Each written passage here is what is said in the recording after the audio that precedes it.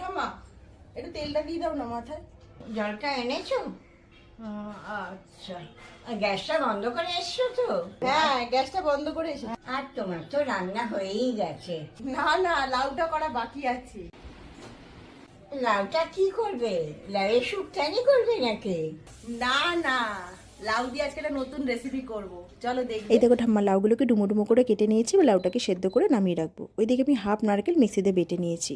Frying প্যানে সামান্য একটু তেল দিয়ে তাতে অল্প মেথি, কাঁচা লঙ্কা, 2 চামচ কালো সর্ষে একটু নেড়ে চেড়ে এটা বেটে রাখবো। ওইদিকে বাটাবাটি সব কমপ্লিট। এবার সেদ্ধ করে রাখা লাউয়ের মধ্যে নারকেল বাটা, সর্ষে বাটা আর টক দই দিয়ে ভালো করে মিশিয়ে রেখে দেবো। ফ্রাইং প্যানে আবার একটু সর্ষের তেল দিয়ে তাতে কারি পাতা, সর্ষে ফোড়ন দেবো। এবার এই যে লাউটা এর মধ্যে ঢেলে দেবো।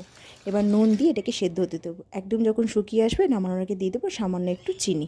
ব্যাস তাহলেই কিন্তু রেডি হয়ে যাবে লাউ নারকেল। এটা গরম ভাত দিয়ে খেয়ে দেখো কেমন সুন্দর লাগে।